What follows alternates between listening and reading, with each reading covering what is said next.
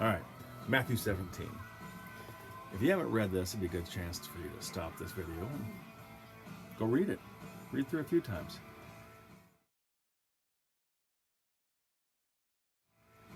When I'm reading, I usually like to pray and ask God to show me what He wants me to see. So we'll start off with this. It says in 17, "Now after 6 days, Jesus took Peter, James, and John, his brother, led them up on a high mountain by themselves, and he was transfigured before them. His face shone like the sun, his clothes became as white as the light, and behold, Moses and Elijah appeared to them, talking with him. Peter answered and said to Jesus, 'Lord, it is good for us to be here. If you wish, let us make here 3 tabernacles, one for you, one for Moses, and one for Elijah.'" I look at this and I think about it. These guys have been hanging out with Jesus for 3 years, and they should know him pretty well by now. But Jesus thought it was important to take them up on this mountaintop and to really reveal himself to them. And not only that, but then Moses and Elijah show up, and Peter, being Peter, probably didn't know what to do with himself, and he's like, "Jesus, it's good for us to be here.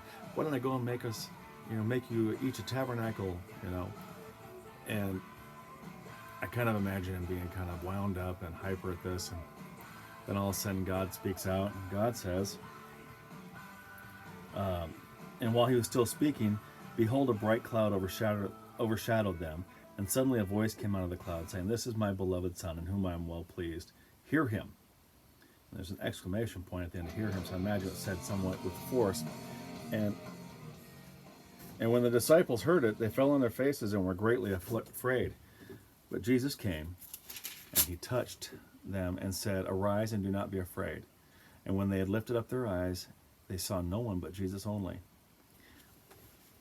I can only imagine what it would have been like. You've been hanging out with this guy for 3 years. You believe what he's saying. You've seen the miracles he's done. You've been a part of his ministry to this point. And he takes you up on the mountain, and he allows you to see him for who he really is. And it's so much that these guys are just awestruck. And then the voice of God, which I can't imagine what that sounds like, comes out of the heavens and says, "This is my Son, whom I'm well pleased. Hear him." That might be a little much for me. And it was a little much for these guys, and they fell down, and Jesus had to come over and touch them and basically tell them to rise and don't be afraid, because they must have been shaking in their boots or in their sandals. So that little experience had to be a lot of fun. So when they came off the mountain, Jesus commanded them, saying, "Tell this vision to no one until the Son of Man has risen from the dead." And his disciples asked him, saying, "Why then do the scribes say that Elijah must come first?" And Jesus answered and said to them, "Indeed, Elijah is coming first, and will restore all things. But I say to you that Elijah has come already, and they did not know him, but did to him whatever they wished. Likewise, the Son of Man is also about to suffer at their hands." The disciples understood that, and spoke to them of John the Baptist. And when they had come to the multitude, a man came to him, kneeling down to him and saying, "Lord, have mercy on my son, for he is epileptic, and suffers severely, for he often falls into the fire, and often into the water. I brought him to your disciples, but they could not cure him." And then Jesus answered and said, "O faithless and perverse generation, how long shall I be with you? How long shall I bear with you? Bring him to me." And Jesus rebuked the demon, and it came out of him. And the child was cured from that very hour. But then the disciples came to Jesus privately and said, "Why could we not cast it out?" And Jesus said to them, "Because of your unbelief. For surely I say to you, if you have faith as a mustard seed, you will say to this mountain, 'Move from here to there,' and it will move, and nothing will be impossible for you. However, this kind does not go out except by prayer and fasting." It's interesting because, like I said, these guys have been hanging out with Jesus for 3 years. They've seen him do miracles. They've done miracles themselves. They were able to cast out demons in other cases. Yet in this particular scenario, this young boy is, the demon in him is throwing him into the fire and throwing him into the water and trying to kill him. And they tried to cast it out, and they couldn't do it. And so the man has to bring his son directly to Jesus. And he cast the demon out. And then the disciples had to know, like, what's going on here? This is something completely different. And I think Jesus let this happen for the fact that he was showing them that, yeah, there are some things that may be easier for you, but you never stop pushing forward. You never stop praying. You never stop seeking God. You never stop trying to learn about God and getting closer. And prayer and fasting isn't just you pray, you don't eat.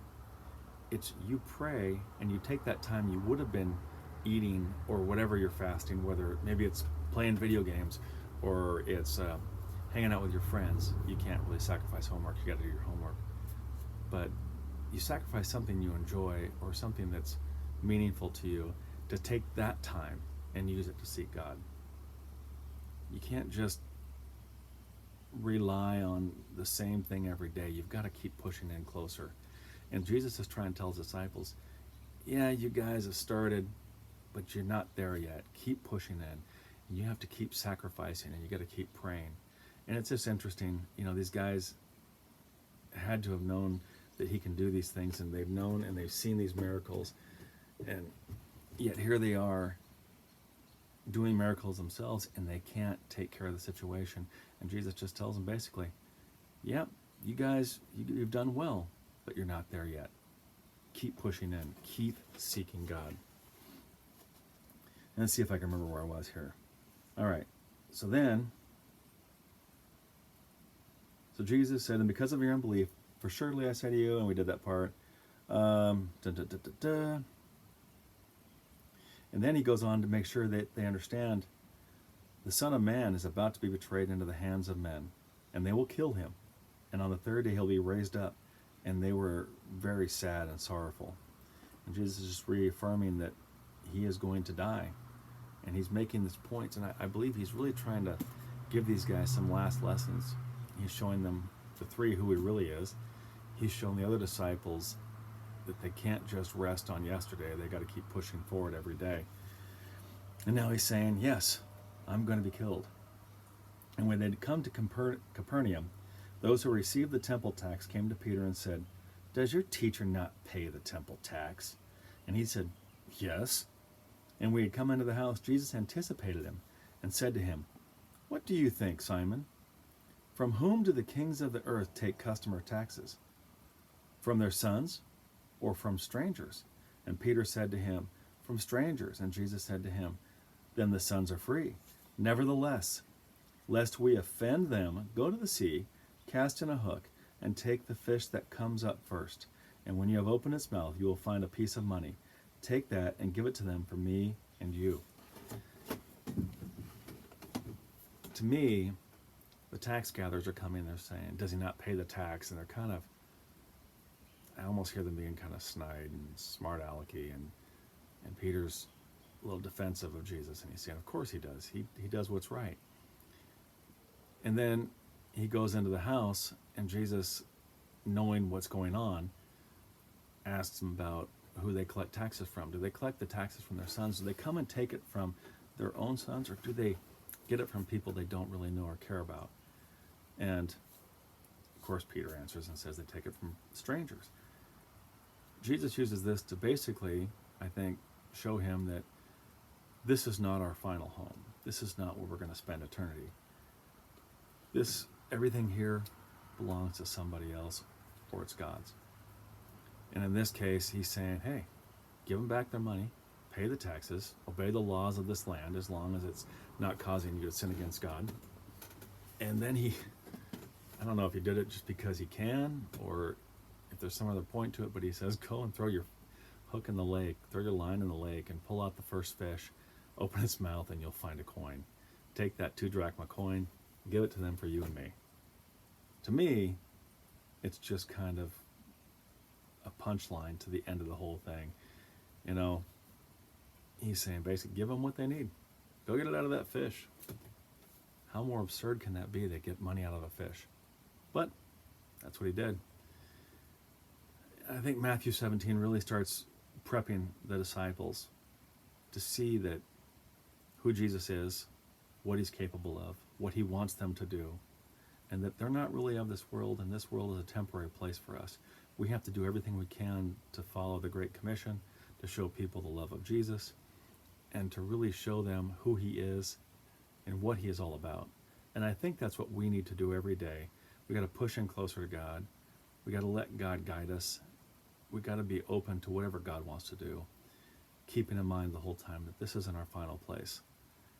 God has prepared a place for us, and we need to keep that in mind. So this week, keep in mind, you're not of this world. God has a place for you. Push in closer. Don't rely on yesterday. And let God be God.